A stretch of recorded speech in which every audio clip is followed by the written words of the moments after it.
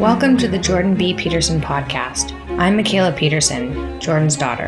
I've put up a YouTube video on my dad's channel that goes into detail about the last year of hell the Petersons have had to experience. If you listen to this podcast often, you know I usually give family updates. I haven't for the last month, and I'm about to tell you why. You can go to YouTube to check out the most recent update, but I'll also just read the script I used for the video to make it easier for you.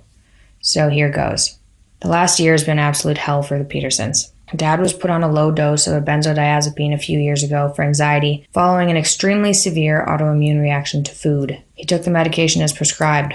Last April, when my mom was diagnosed with terminal cancer, the dose of the medication was increased. It became apparent that he was suffering from both a physical dependency and a paradoxical reaction to the medication. Paradoxical reaction means the drugs do the opposite of what they're supposed to. These reactions are rare but not unheard of. For the last 8 months, he's been in unbearable discomfort from this drug, made worse when trying to remove it because of the addition of withdrawal symptoms stemming from physical dependence. He experienced terrible akathisia, which is a condition where the person feels an incredible, endless, irresistible restlessness, bordering on panic, and an inability to sit still. The reaction made him suicidal. After several failed treatment attempts in North American hospitals, including attempts at tapering and micro-tapering, we had to seek an emergency medical benzodiazepine detox, which we were only able to find in Russia. It was incredibly grueling and was further complicated by severe pneumonia, which we've been told he developed in one of the previous hospitals. He's had to spend 4 weeks in the ICU in terrible shape, but with the help of some extremely competent and courageous doctors, he survived. The decision to bring him to Russia was made in extreme desperation, when we couldn't find any better options. The uncertainty around his recovery has been one of the most difficult and scary experiences we've ever had. So, finally, Dad is on the mend, even though there's a lot of physiological damage that he needs to recover from. He's improving and is off of the horrible medication. His sense of humor is back. He's smiling again for the first time in months, but he still has a long way to go to recover fully. It appears that we're going to get through this by the skin of our teeth, so let me make a couple of things clear.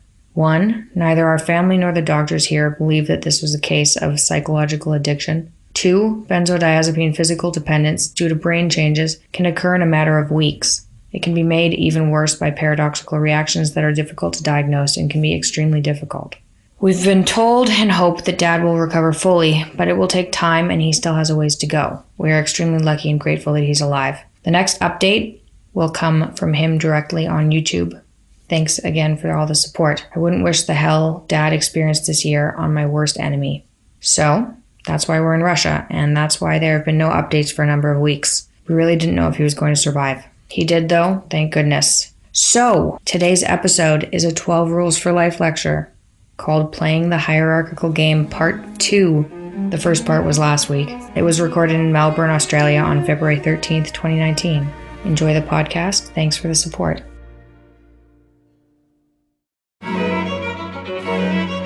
Playing the Hierarchical Game Part 2, a Jordan B Peterson 12 Rules for Life lecture. We have to be more sophisticated than economists were 150 years ago when we talk about inequality. And when we talk about hierarchy, we also have to be more sophisticated because we have to start to understand what it means for there to be a human hierarchy and the basis upon which hierarchies actually establish themselves if they're going to be playable, iterable, civilized, productive, sustainable, voluntary, that's an important one. What are the characteristics of such things? And I think that if we use a little bit of sense, we can figure that out too. And I like to use the example of plumbers, because I actually happen to like plumbers. Partly because I don't like it when my basement is full of sewage. And that's happened once or twice. And you call a plumber and then that doesn't happen. And I'm pleased about that. Like I'm sure most of you are, you know. And plumbers have done an awful lot for the world. And there's a big difference between a good plumber and a bad plumber. I've had 2 bad plumbers. And the first bad plumber was in Montreal, and my tap was leaking a little bit, and so he came in to fix it, and I don't know what the hell he was doing, but he was using a torch, and he was burning something, maybe taking some solder off some pipes underneath the sink, but he lit the wall on fire, which wasn't helpful because the wall wasn't on fire before he showed up. And then And then he forgot to shut the water off at the main pipe when he took the tap apart. And so then, apart from the fact that my wall was charred, my bathroom was completely covered with water. And then he sort of panicked and he put the thing back together, the tap back together with the washer, which was now extraordinarily damaged. And he shut it off, and he had figured out to turn the water off at the main valve by then. And he turned it back on and he left. And it was like, now the wall was on fire and the floor was covered with water, and there was 5 times as much water running out of the tap. This was not an improvement.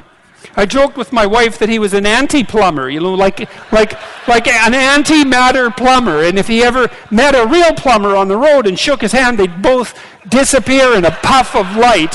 So that was one plumber, and and then another plumber. We were redoing our house in Toronto, and it was the day before the drywallers were supposed to come in, and so we were working like mad, because drywallers, they're fun to watch, man. They zip in, they lift up their piece of drywall, they zip it up with their screws, and they're really fast at it, and it's quite a skilled operation, but they're really fast, and they don't muck about, and so you have to be ready for the drywallers. And so this guy had redone all our pipes, PVC, plastic pipe, and you put that together with a kind of solvent, so you just put solvent on one end of the pipe, the male end, and you put it into the female end with some solvent, and they stick together, and hopefully it seals. And he said, "My joints never leak."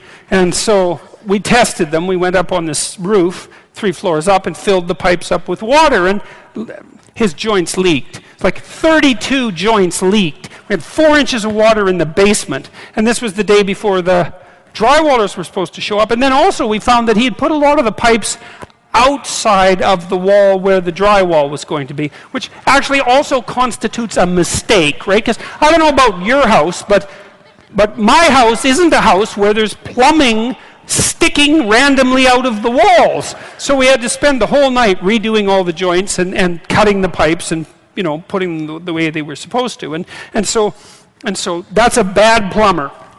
And so we're going to make the case that they're bad plumbers, and they don't know what they're doing, and so they don't have any skill, or maybe they're worse than not skilled. They make things worse, because that's worse than just not skilled. And then you could say, well, maybe they lie to you when they deal with you, and maybe they overcharge you, and maybe they don't treat their employees very well, and maybe they're not good to live with at home either. Who the hell knows? But they're not good plumbers. And so we're going to say that just in the plumbing domain, which is an important domain, skill matters, right? That seems reasonable. And then we might say the same thing about, well, what? Probably matters in law. Like, if you ever need a lawyer, I would recommend that you get a good one. Because if you get a bad one, it's going to cost you a lot more than if you get a good one, like everything. And, there are good teachers and not so good teachers, and there are good massage therapists, and there are good nurses, and there are horrible nurses, and there are great surgeons, and then there are surgeons that will definitely kill you, And you want to go to one that won't kill you. And you'd assume difference in skill. And whatever your occupation is, bloody well, maybe you're a short order cook at a diner, and some short order cooks can whip up a pretty damn decent breakfast in 3 or 4 minutes, and you're pretty bloody happy to sit there and eat it, and other short order cooks can produce some god-awful mess of burnt eggs and wretched toast and rancid bacon and orange juice that's had a crayon dipped in it for the color, and with a really ornery waitress and coffee that's been cooking since 1953. And that's a big difference in short order cooks. There's qualitative difference in skill. Okay, and so one of the things we might point out is that part of the reason that we have hierarchies in the West is because people actually differ in skill, not power. Skill. Some people are better at whatever it is they're supposed to be doing than other people, and we think that what they're supposed to be doing is important so that it matters that they're better at it. And what are we going to do? We're going to deny that skill plays a role? All the evidence suggests that it does. If you look at what predicts long-term success from a psychological perspective in a given occupation, conscientiousness is the best personality predictor. And conscientious people are dutiful and hardworking, and they have integrity, and they do what they say they're going to do. And so that's the best predictor, second best predictor, and the best predictor is intelligence. And so it looks like in a relatively complicated occupation, if you're going to be successful in a Western culture, the best predictors of your success is whether you're intelligent, skilled, and conscientious. And that's pretty good. Like, how else would you want it to be if you're going to set it up? And it isn't power, because agreeableness is another dimension. You can be disagreeable. Men are more disagreeable than women, by the way. And if our society was fundamentally based on power, then the most disagreeable people would be the most successful, and they're not. They're the ones that are most likely to be in prison. So the evidence just doesn't support that. And then, the other thing is you don't have, you imagine, well, our society is fundamentally an oppressive patriarchy, and everything's based on power. It's like, okay, so you need a plumber, and so what you do is you go out in the street, or maybe you don't, maybe you cower at home, and these like gangs of plumbers come to your house, and they're armed to the damn teeth with their pipes, and they say, look, I don't know whether you need like some plumbing work done or not, but maybe we'll come in here and break a few things so that you do need it. But even if we're not going to do that, it's like we're the plumbers that are going to take you out unless you call us. And so the next time the toilet overflows, man, here's the number and you better put it on your fridge, or there's going to be hell to pay. Or, the same is the case of like gang affiliated massage therapists, exactly the same thing, tattooed to the hilt, right, armed to the teeth, and roaming the streets, making bloody sure that if you have a stiff neck, that the most powerful massage therapist is the one that you're going to call first. It's complete bloody rubbish. It's absolutely not the case. Now, it is the case that even in a hierarchy that's functional, the thing can go sideways, and it does. You get companies that get too big, they start to get corrupt. People who play politics and who are good at manipulating start to rise up the hierarchy. The structure stops performing its function, its useful function in the way that it should. It starts to degenerate, but generally then it dies. Like the typical Fortune 500 company only lasts 30 years, and the typical family fortune only 3 generations. It's not that easy to keep a functional enterprise going. You have to be awake. And so, no, it's not an oppressive patriarchy, our culture. That's wrong. It's based on competence, fundamentally. Imperfect as that is. It's not like we don't make hiring mistakes. It's not like there aren't people who are foolish and blind and hire and fire based on attributes that have nothing to do with competence, but that's a sign of the deterioration of the system and the corruption of the system, and not an indication of its fundamental function. And it's also the case that, and this is partly what I tried to outline in Rule 1, which is pretty much the rule we're going to discuss today. Part of your goal, if you want to take your place in the hierarchy properly, is to be a good person. And that was the argument I was trying to make in the chapter. Not that you're supposed to be like the most brutal crustacean on the block. It's so foolish. It was Kathy Newman, I think, that asked me in the UK. So you're saying that human society should be organized along the lines of lobsters. It's like, look, lady, if you're gonna insult someone, you might want to try accusing them of something, of believing something that someone somewhere believed at least once in the entire history of the human race, and not that. Yes, absolutely. Lobsters for everyone. That's how, what I was trying to make the case was that we have this very old system in our nervous systems, which is very old, which keeps track of where we are in hierarchies, and that regulates our emotions because of it, because it's really important to you, and you, and you, and you. If you're not completely bloody psychopathic, that you have a place in a social hierarchy, and that you're admired and respected and valued by other people. And it's so important that the neurochemical system that keeps track of that regulates your other emotions, so that if you're low on the totem pole because, well, for whatever the reason happens to be, sometimes you deserve it, sometimes it's accidental, sometimes you've been hurt. There's lots of ways that this can happen. Your serotonin levels plummet like a defeated lobster, and then you feel way more negative emotion about everything and way less positive emotion about everything. And that's absolutely dreadful. Like that's clinical depression, and it's a terrible, terrible condition. And so it's absolutely crucial that you maintain a tenable position in a hierarchy, and not one of power, but one of competence. And at least even if you're not in a position that's tenable, you're moving upward towards one that's tenable, because that at least gives you hope. Because maybe you're young and useless and you don't know what the hell you're doing. You're just getting started. And so you're low man on the totem pole. But it's not like you're stuck there forever. You do some decent work. I had some kid tell me the other day, it was really nice. It was just last night.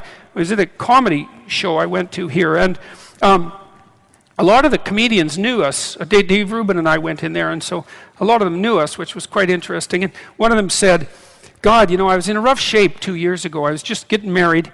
I just got married, and I was nihilistic as hell and depressed and bitter, and things weren't going well for me at all.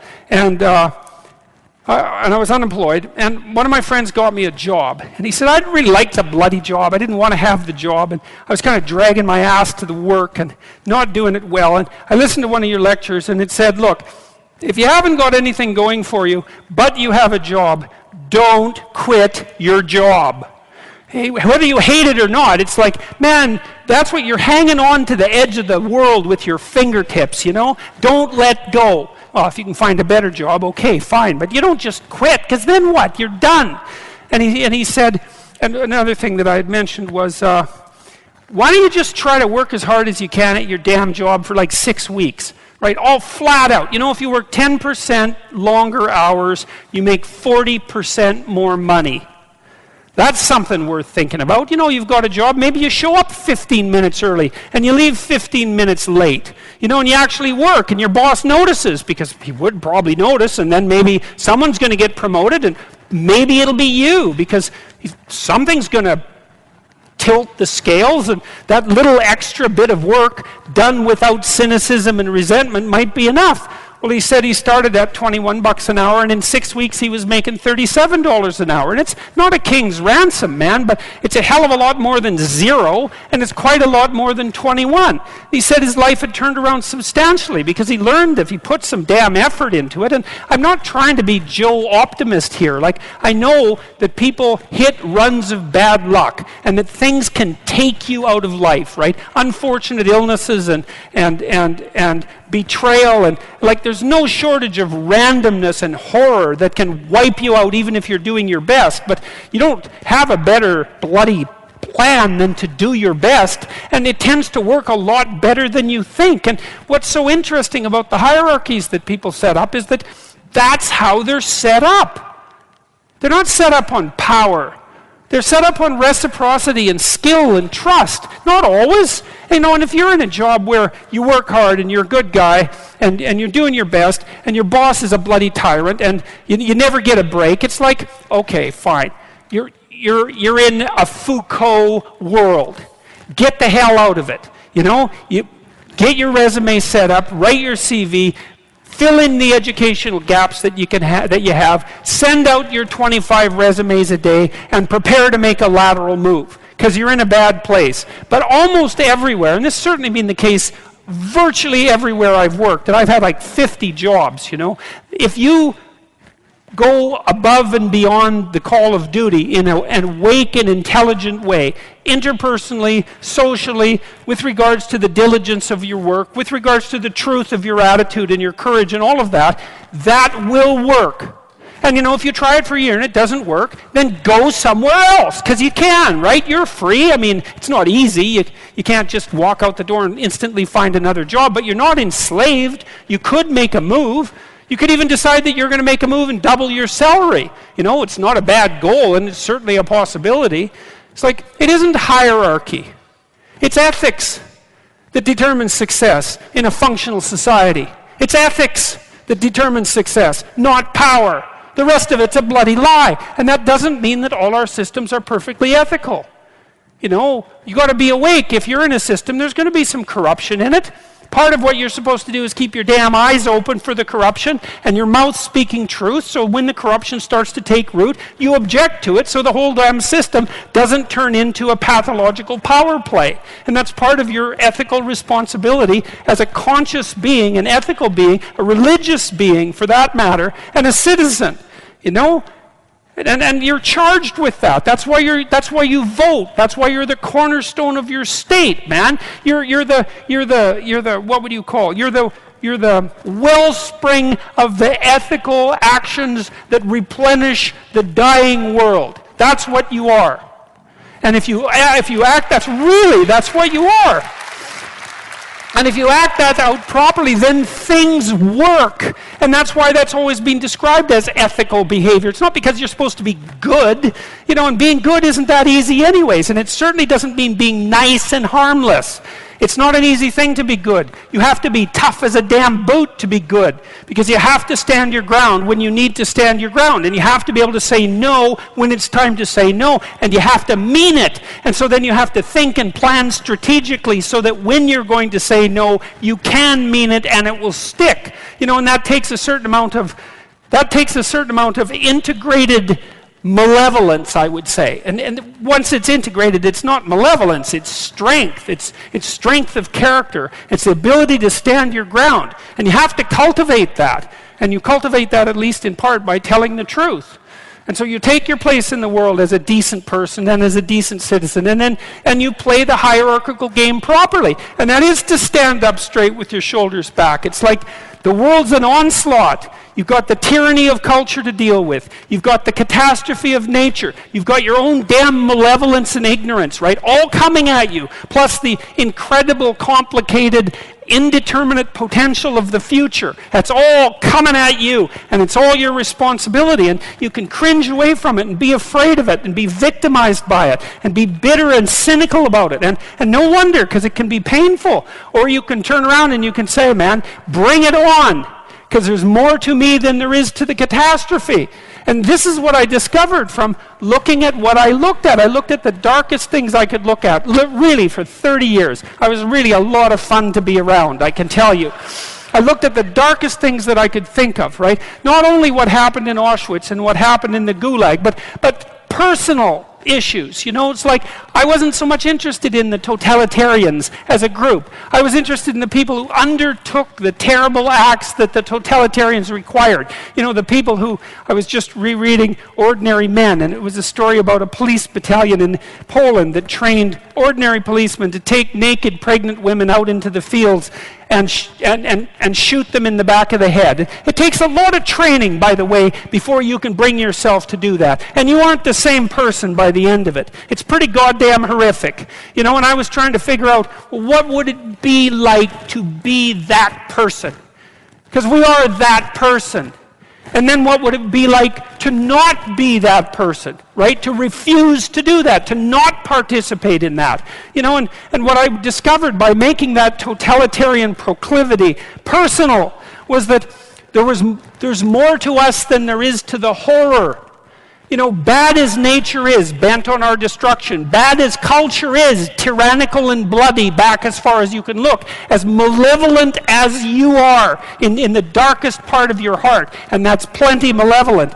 The possibility that's within you that can well up, the courage and the truth and the ability and the skill and the willingness to set things right, if you are willing to set them right, is more powerful than all of that. And so it's so interesting. It was proof for me of an old saying I read from Carl Jung. It's an alchemical motif, in stir qualinus inventur, which is what you most want to be found will be found where you least want to look, essentially. And it's so interesting because it means that if you're willing to turn around and to stand up straight and face the darkness like fully, what you discover at the darkest part is the brightest light.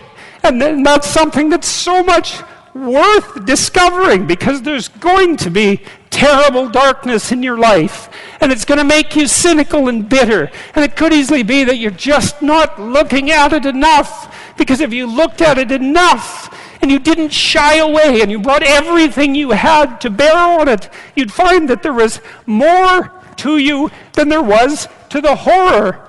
You know, I watched my father-in-law. I'll end with this. And you know, you don't know, because you're not bringing your A game to the table. with all that cynicism and bitterness and resentment and willful blindness and avoidance. Maybe you're playing at 60%. It's not good enough because there's too much of what's bad for 60% to be good enough. It's like you need 90% or 95% or 100%. When about 15, 20 years ago, my mother-in-law developed frontal temporal dementia, which I wouldn't recommend. You know, it's one of those degenerative neurological diseases like Alzheimer's, and those bloody things are like they're in the top echelon of awful. You know, you watch a person deteriorate before your eyes. It's a lengthy, lengthy death. And it was slow. And her husband, he lived in this little town that I grew up in, about 3,000 people. And he was quite a character, man. Everybody knew him. I bought him a Foghorn Leghorn t-shirt once, because that's kind of what he was like. He was loud and sort of bombastic, but he stood up straight, I can tell you. And he played the fool a little bit, mostly for the amusement of people, but he was no damn fool. And I always admired him and liked him. And the feeling was mutual, thank God, since I married his daughter. And, you know, he drank a lot with his crazy friends up in northern Alberta, and he wasn't at home a lot because he was working a lot. And you know, he was kind of a party animal about town, but a good businessman and a good man. And then his wife got sick, and they moved to another town. And, you know, he took care of her for like 15 years. It was unbelievable as she deteriorated, you know, and she got more desperate to have him around, and her love for him never went away. Even as she lost herself almost completely, she would always light up when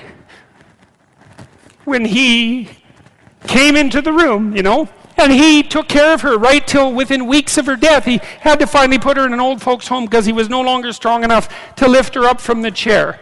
And we interacted with him a lot, you know, because we were trying to help him figure out how to cope. And we had signs put up in the house, electronic signs that would tell her when he was leaving, so that she would know where he went. And we had recordings in the bathroom so that she knew what to do when she went into the bathroom. And we tried to do everything we could to not make this absolutely bloody, atrocious experience complete hell.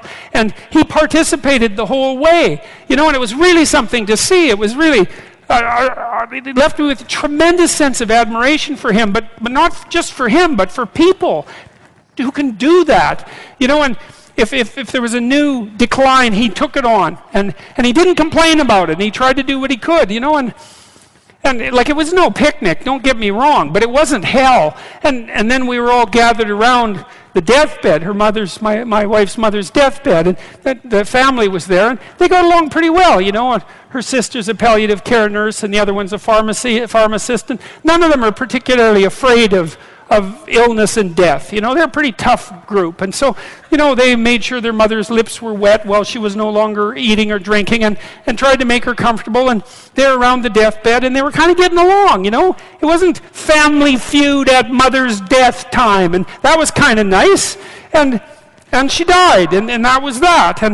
But it wasn't just that, because the fact that the family had coped with it well and nobly and honorably, I would say, brought them together. They were closer afterwards than they were before. And they all had more respect for their father. And then in the old folks' home, he met another woman who had a husband there who had Alzheimer's. And they got to know each other, you know. And he died after a while, and she died after a while. And then a few months later, they started going out. And then eventually they had a relationship, and now they live together. And so he gained something. Like, it wasn't that he replaced what he lost, you know what I mean? Because he still has pictures of his wife up in his house, and she was the love of his life, and that's not going away. But, you know, his family respected him more, and everybody pulled together more, and it wasn't hell at the deathbed, it was just tragedy.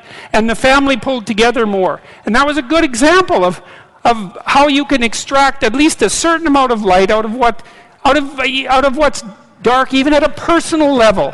And it's worth asking yourself. It's like, drop what you're doing that's foolish, that you know is foolish, and pick an aim that's worthwhile, you know, to make things better for yourself, like you're worth taking care of, like you're worth something, you know, and to surround yourself with people who believe the same and who are rejoicing in your accomplishments and unhappy when you fail, right? And you're comparing yourself to your accomplishments of yesterday and not to someone else's today, so that you're not jealous and bitter. And you put your own house in order so that you're not cursing the world when some of its disarray might be your fault. And you're trying to pursue something meaningful, and you're doing your best to tell the truth, and all of that. And then you see what happens. Who the hell are you? You know, you think you're a miracle of some bloody bizarre sort. We've been around for 3.5 billion years. You know, every single one of your relatives propagated successfully. And here you are, against all possible odds, in this world of hell in some sense, and bitterness and tyranny and malevolence. And yet God only knows what's inside you, this capacity for consciousness, the capacity to confront potential and to turn it into something good. That's us, man. That's the Western story. That's the individual as the cornerstone of the state. That's our responsibility, and it really is who we are. And so we need to know that, and we need to remember it, and we need to act it out. And then maybe we can see what we can do about it, you know, and see how good we could make things. And maybe that would be the purpose of your damn life, right? Not to be happy. It's like there's problems to be solved. Be happy after you solve the goddamn things, right?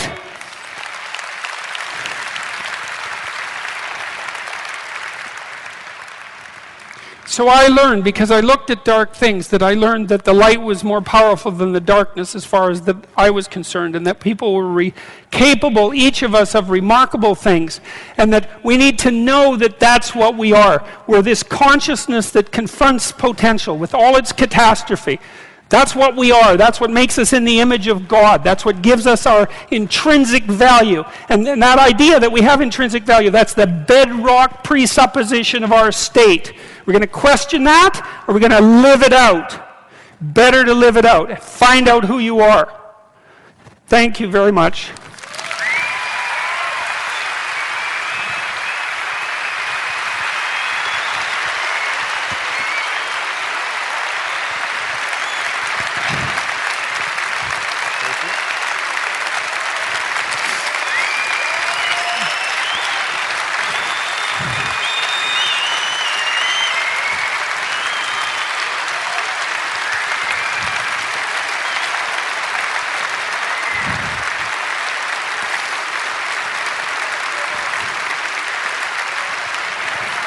I'll be right back. Thank you very much.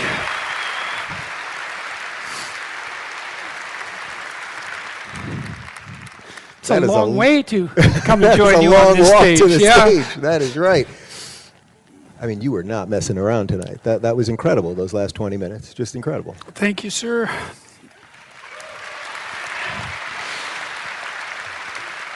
All right, so now we're going to try to plow through as many questions as we can, all right? Okay, I'll try to be here we go. brief. I thought this was the most important one that I saw. It got 73 upvotes, which was the most tonight.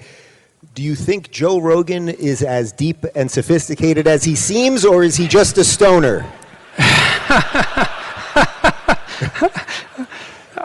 I've been in a room with lots of smart people where Joe was in the same room, and it wasn't obvious that he wasn't the smartest person in the room. So, you know, he's one of those characters he's not a formal intellectual, but often really smart people who have taught themselves, you know, and sort of come up in the world through their own devices, have an original intelligence that's not so obvious among, say, the more classically university educated, more cookie cutter. And Joe is he's a remarkable guy. I mean, you think he's tough as a boot. That's the first thing. He's a fighter. That takes a lot of bravery. He's damn funny, like pro level funny. His net and often viciously funny. The thing he did on the Kardashians, that was just, man, I just couldn't believe that he would go that far. It was just, my jaw just kept opening more and more as he became more and more of, like he was this like, what gargoyle on a bedpost, right? Whispering in Jenner's ear. Yeah, God. very politically incorrect, very funny. And he's very brave, and he knows that there's a lot of things he doesn't know, so he's got a really intelligent humility, so he'll ask intelligent questions, and, so he's been successful at like 5 things. So he's certainly not just a stoner, that's for sure. I got lots of respect for him. The quick follow-up on that, obviously, is will the two of us smoke a blunt on stage? Do you have one? I'm sure it could be arranged. No, probably that wouldn't be. I think it's still illegal here, isn't it? Yes, it is. Yes, it is. One guy said no. It's not illegal in Canada, I'll tell you. We just made it legal. And now everyone is stoned all the time, especially in the winter when you should be stoned. Do your best Aussie accent saying, "Good day, mate." No way. I'm not doing that. No way. No, I can't do jokes on command. It makes me turn red and then I sweat. And I have this rule that I don't say things that make me turn red and sweat. So, all right, which I'm doing enough. now. They went funny, this group. Who would win in a cage fight between a serotonin-filled lobster and a petted house cat? And a what house cat? A petted. A petted house cat. Cats all the time. Well, it would depend on the size of the lobster. Right, I mean, equal weight? I'd bet on the lobster. Equal weight, I'd bet on the lobster. If it was a 60-pound lobster, there'd be no competition. One snip, that'd be that. But equal weight, the lobster would win. I like how he can give a scientific answer to even that. Especially underwater.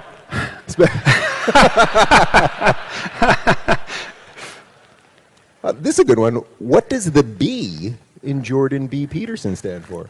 It stands for Barent. And it's a Norwegian name. And it means bear. And not the naked kind, the other kind. And it was my great-grandfather's name. And he built a boat and sailed it from Norway to New York with like 14 other people. Yeah, so... And he was quite the cool character. He was a blacksmith and a bit of a mechanical engineer. He built farm equipment for his farm in Saskatchewan. He homesteaded there. They built a log cabin. They cleared the land. It was tough work, tough life, and he raised my father mostly. My father admired him greatly. He died when I was fairly young, but I remember him, and so that's where the Barent comes from.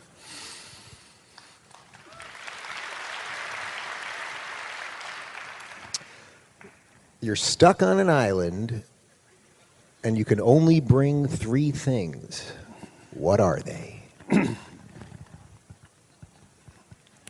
Well, a power boat with a lot of gas. Peterson! 3 things. Well, an axe, like obviously. You definitely need an axe. A knife, that would be good. Knife, axe, flint. That'd be good. Hey, isn't it the Australian guy? I might be wrong about this, but there's this YouTube show I watch about this guy who goes out in the outback, like with nothing. He just wears shorts and he goes out there and like builds little cities. You know, what's it called? Yeah, that's right. I mean, I think that guy's absolutely unbelievable, you know? It's so fun to watch him. It's like, well, I've got some shorts. Then he goes out and he gets a stick and a rock and he makes an axe, and then he cuts down a bunch of trees, small trees, and he makes a house, and then he builds a floor, and then he builds a heated floor, which is really quite cool, and then he builds a water wheel, and it's amazing. It's amazing to watch him. But I'd still go for the axe. I'd like the axe and the knife and the flint, and I think I could maybe not die instantly if I had those 3 things. Well, I'm going to read this one just because it's like, man, they've got like, you know, the most influential public intellectual we've got, and this was the question they came up with. I just have to read it. I guess I'd bring my wife too, but I don't think that would make her very happy. Just imagine I was having my wishes, you know. I'm on the island, a genie shows up, you get 3 wishes. Axe, poof. Knife, poof. Wife, poof. It's like, what the hell did you bring me to this island for? I don't think that'd be good. All right, well, wait till this one. Who is your pick to win the WWE Universal Championship at WrestleMania this year? Seth Rollins, or will Brock Lesnar retain? Oh, it's Brock. It's Brock for sure. It's Brock. I have no idea who Brock is, by the way. The name sounds right. All right, let's shift gears a little bit. How many upvotes did that question get? That one got 12. 12. It's like 12. That's really what 12 of you wanted to know. You don't want to know how many you're asking what kind of underwear you wear. All right, I'll tell you what kind of underwear I'm wearing. All right. I've never done this before. All right. Look, you're going to do it now. But it's funny. My wife bought me underwear with moose on them. And so I have to tell you that because that's a Canadian thing, like underwear. Not underwear. Like underwear with moose. And so I just couldn't believe she bought me these. And they're actually quite nice, which I also can't believe because I don't understand how red underwear covered with moose can also be nice. But as far as underwear go, they beat the hell out of tighty whities. Says the guy wearing a blue tie with lobsters on it. Hey, well, I keep getting these as gifts, man. You can't believe how much lobster-themed clothing there is.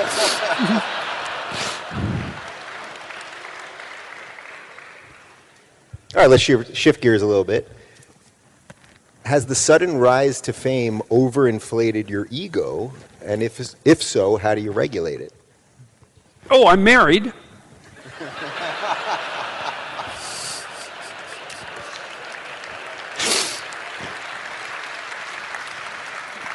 Well, and more importantly, I'm married to someone who's very sensible, and she doesn't let things go to her head, really.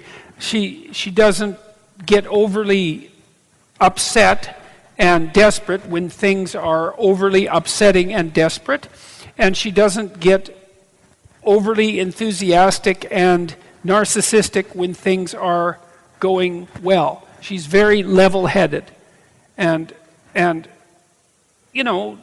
we've been through a lot. We're not kids, my wife and I. We're both damn near 60, and we've had our kids and we have grandkids, and we've traveled all over the world and met all sorts of people and done all sorts of things. And so, we're reasonably sensible, and to the degree that we're not, we sort of butt up against each other and try to make ourselves slightly more sensible than we are. And so that's helpful. And also, over the last couple of years, I've had people, I've been watching very carefully because, well, especially for the first year and a half, because I was always one utterance away from complete bloody disaster. And so I was watching what I was saying and doing very carefully, but I had people around me who were doing the same. My wife being foremost, my 2 kids who are both awake, and careful, and they were keeping a close eye on things, and my parents are still alive, and they were watching as well. And I have a group of friends, some of whom, I lost some friends, but I kept a number of them, and they were watching very carefully and letting me know when I was not, a little too angry maybe, or a little too acerbic or arrogant. All those things, they'd let me know right away. And so, and I've been a psychologist for a long time, and I know, especially from reading Carl Jung, about the danger of ego inflation. It's not something that you want to mess with. It's very dangerous. And, I tell these archetypal stories a lot, and I learned from Jung 30 years ago that knowing the stories doesn't make you the archetype. And that's very, very, very important to understand, And so I try to be cognizant of my shortcomings, which are manifold, and to be grateful. That's a good thing. like tonight, here you all are, and I'm really happy about that, pleased about that. And I would say grateful is a rough word to use because it's been overused, it's been used by people who it's been used to signal a virtue that is non-existent often. But I am grateful for this because it's so unlikely, that there's 5,500 of us here sitting together in peace and tranquility and harmony, trying to think hard about what we should be doing in our lives and how we can make ourselves better in a non-naive and non, what would you call it? It's that there's a kind of striving for goodness that isn't virtuous. And I think it's the praying in public kind. It's the I'm against poverty sign kind.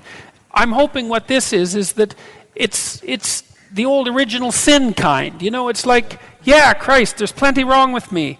And I include myself in this all the time, I know there's plenty wrong with me. It's like, it'd be good if something could be done about it, even a little bit. And maybe that would make things a bit better for everybody. And maybe that's a noble goal. And maybe we can come and have a serious conversation about that for 2 hours and think hard about it. And maybe we can turn around our lives a little bit. And because I think we can do that. And that it's possible for each person to make things around them way better than they are. Not always, because sometimes you're in such a dire goddamn situation that basically all you've got is a hope for slightly less hell, But man, you can make a huge difference in your life to take care of yourself properly, and a huge difference in your family's life, and a huge difference in your community's life. And it would be so good if we could. People wonder, well, what's the meaning of life? Like, what's it all about? What justifies the suffering and the misery and all of that? It's like, well, that's what justifies it. It's like you put yourself up against that. You think, okay, with all of this pushing against me, how much can I push back? Could I move the horror an inch back with all the strength that I have at my disposal? Man, and the answer to that is, yeah, you can. It makes you better with regards to yourself, but it also makes the world a better place. And so, more of that. And you don't want to be narcissistic or egotistic about that, because it just gets in the way. And one of the things I learned from Solzhenitsyn, this was unbelievably useful, man. This is a pronoun thing. About 30 years ago, I came across this website that had been produced by this guy who was a paranoid schizophrenic.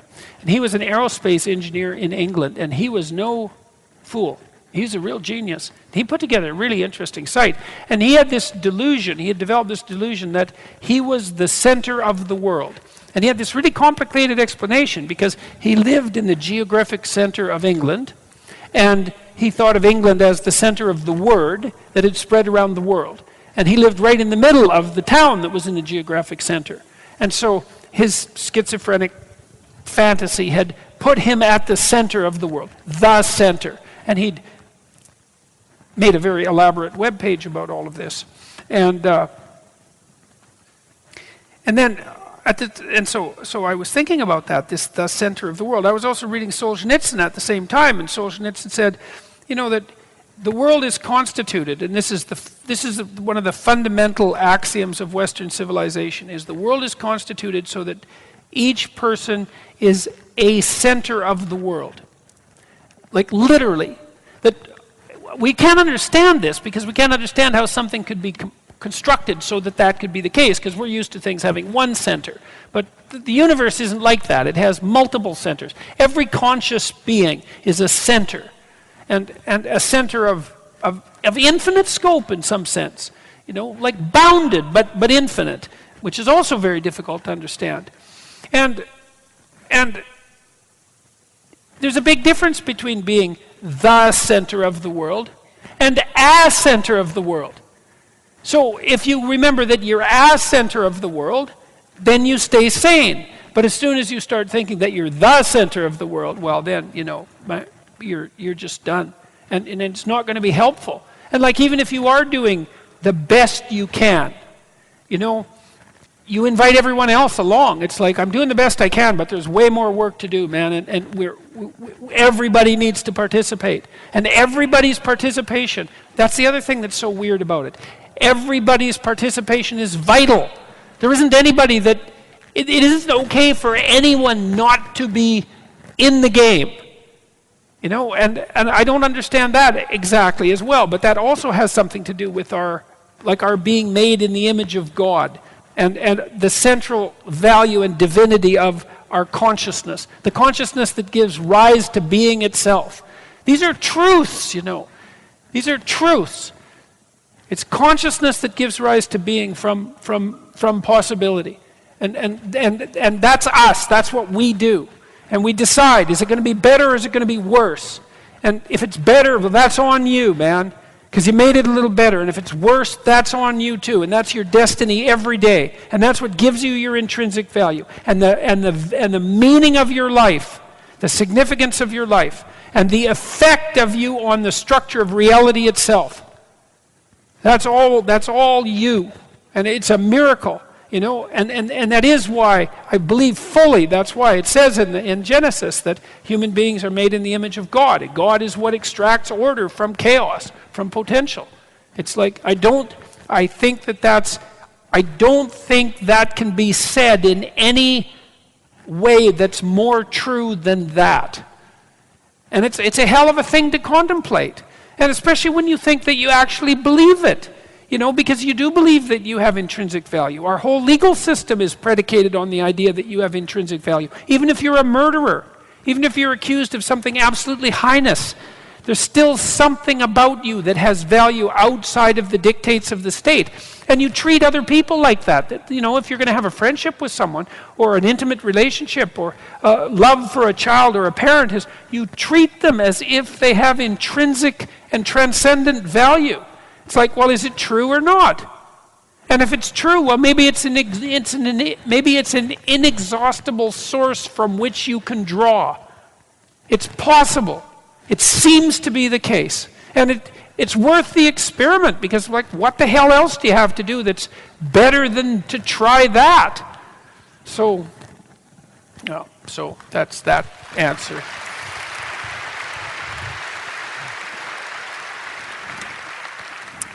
Well, here's a segue. Will you run for Prime Minister of Australia? People ask me that in different places. I've talked to lots of politicians, and I'm talking to more of them all the time. And I'm not interested in politics so much. I don't think I have the temperament for it, to tell you the truth, because I don't think I could take I don't really think I could take it's sort of the vicious boxing. You know, like, I have a reputation, I guess, of enjoying conflict, but I don't enjoy conflict at all. It really bothers me, actually. But I don't shy away from it either, and that's because I know that sometimes, and this is what I've learned from being a clinical psychologist in part, a serious clinical psychologist, is like, if I walk into a room and there's trouble, I'm not going to pretend that the trouble isn't there. I won't do that. I'll point it out. And so that kind of makes me annoying often. But I can't stand it if I can see it and everyone's pretending. You know, there's an elephant under the carpet and everyone is shifting in their chairs as the elephant moves, and they're all smiling away stupidly as if everything's okay. It's like, I'm not doing that. I'm going to point it out. And I don't like that, because if it's usually not an elephant either. It's usually some god-awful monster, and it's been there for a long time, and no one wants to admit to its existence. And so that makes for difficult conversations. But I don't enjoy them. But I know perfectly well that things that you hide grow. And I enjoy that a hell of a lot less. And so, anyways, I'm not interested in politics, I don't believe, because I don't think I have the temperament for it. But I am interested in aims. And I am interested in trying to figure out what we should be aiming at, because we need a new story. You know, like, we're all bloody petrified in one way or another and cynical about the possibility of multiple apocalypses because one isn't enough. And we don't have a counter story. It's like, okay, well, here's a bunch of ways that things could go to hell in a handbasket. It's like, well, what could we build instead? You know, who knows what we could do? We could irrigate all the world's deserts. You know, that might be a good thing to do. I mean, maybe we want some desert. We could keep some desert, but we could irrigate the damn deserts if we could get if we could become sophisticated enough with regards to our technological use of energy. It's not like we're going to run out of energy. It's like the universe is made out of energy and matter. We're not going to run out of it. You know, I mean, and we could make sure everybody had a high-quality education and that child mortality was cut to almost nothing and that we were taking full advantage of everyone's talents to the best of our ability. And, like, I'm interested in establishing these aims.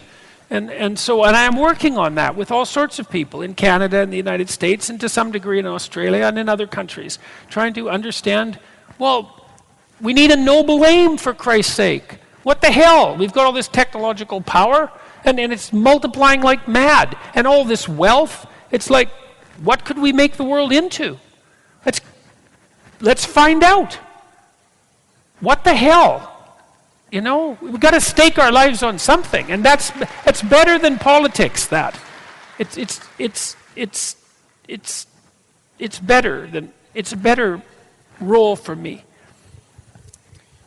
All right, so we got time for one more. What does a great day for Jordan Peterson look like? Well, there's a couple of kinds of great days, I would say. It's a great day if I have a chance to spend it with my wife and my kids. That's generally a great day. I get along very well with my kids, and I get along as well as anybody would want to with my wife. And so, well, and I say that specifically because, you know, if you're fortunate in your partner, you have someone to contend with, not someone that you just always get along with. You have someone that you're contending with. There's a story in the Abrahamic stories where it's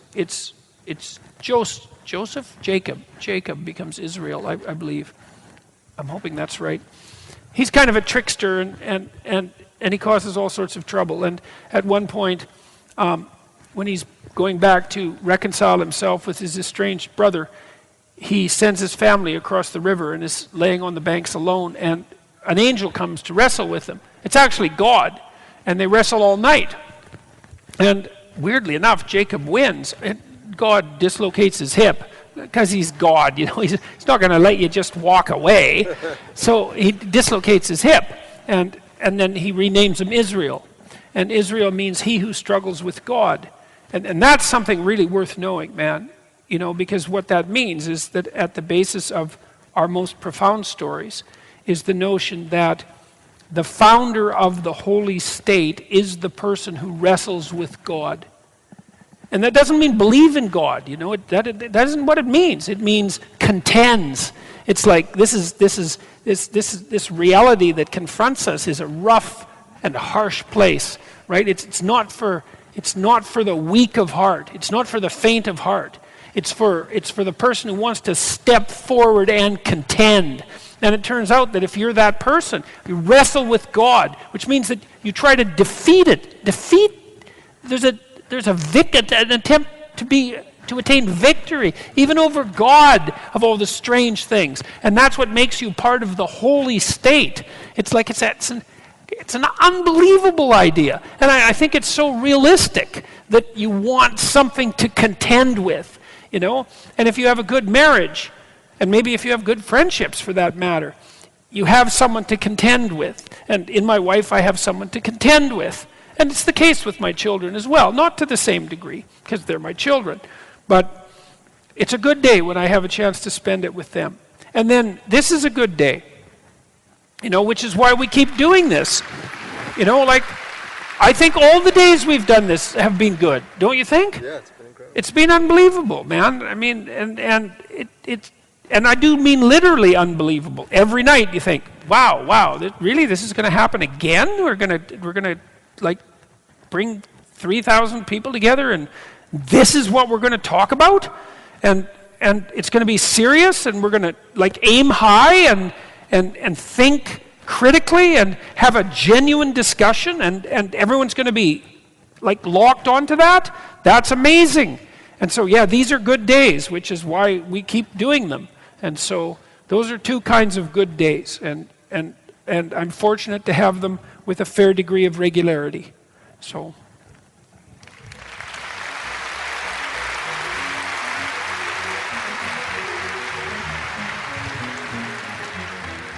Well, that right there is how you circle up a show. So I'm going to get out of the way and make some noise for Dr. Jordan Peterson, everybody. Thank you guys for coming out tonight.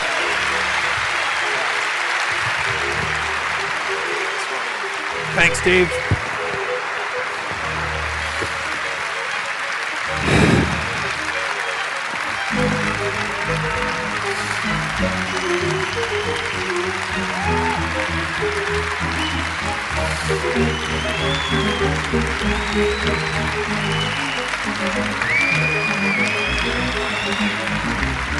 Thank you, everyone.